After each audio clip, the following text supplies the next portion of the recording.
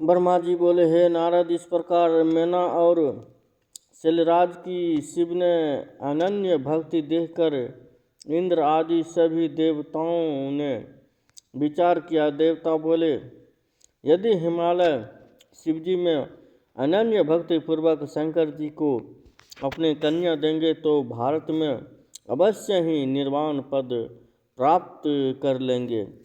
यदि इन अनंत रत्नों से पूर्ण वे हिमालय वसुंधरा को त्याग कर चले जाएंगे तो निश्चय ही इस पृथ्वी का रत्न गर्भा या नाम व्यर्थ हो जाएगा। इस अस्थावर रूप को छोड़कर दिव्य रूप धारण कर और अपनी कन्या शूलधारी शंकर को देकर वे अवश्य ही शिवलोक चले जाएंगे। उन्हें शिवलोक में सारूप्य मुक्ति प्राप्त होगी, इसमें संशय नहीं है। वहाँ अनेक प्रकार के श्रेष्ठ भोगों को भोग कर वे मुक्त हो जाएंगे। ब्रह्मा जी बोले, यदि यह कहकर वे सभी देवता सब इस बात का विचार कर विस्मित हो परस्पर मंत्रणा करके बृहस्पति को हिमालय के पास भेजने की इच्छा करने लगे।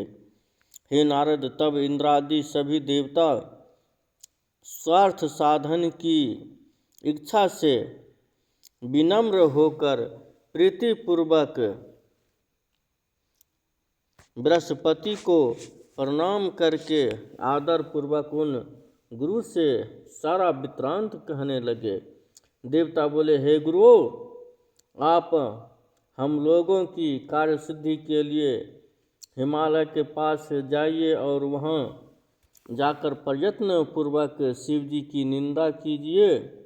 पार्वती शिव के अतिरिक्त किसी अन्य का वरण नहीं करेगी और वे हिमालय बिना इच्छा के ही अपने कन्या पार्वती का विवाह शिव जी के साथ करेंगे और शीघ्र ही इसका फल प्राप्त कर लेंगे। हे गुरु, हम लोगों की इच्छा है कि हिमालय अपनी अभी पृथ्वी पर निवास करे, अतः आप अनेक रत्नों को धारण करने वाले उन हिमालय को पृथ्वी पर स्थापित कीजिए।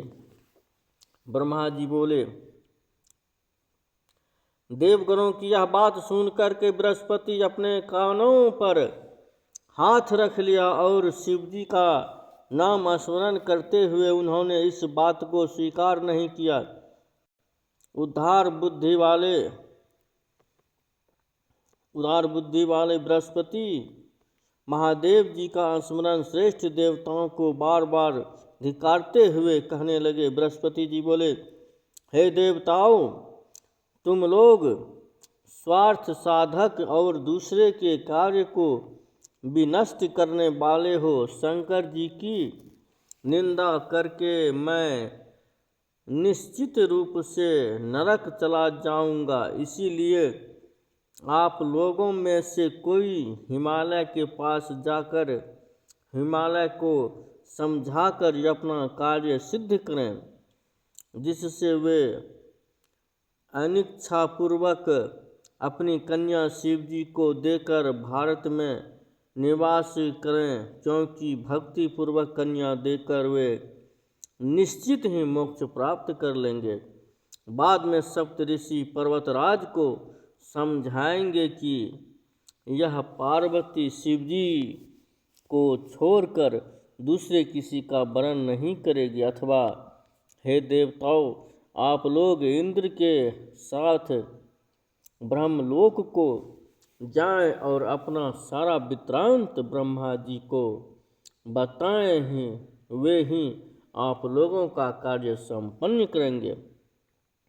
ब्रह्मा जी बोले, यह सुनकर और विचार कर वे सभी देवता मेरी सभा में आए और प्रणाम करके आदरपूर्वक अपना सारा वृत्तांत उन्होंने मुझसे निवेदन किया।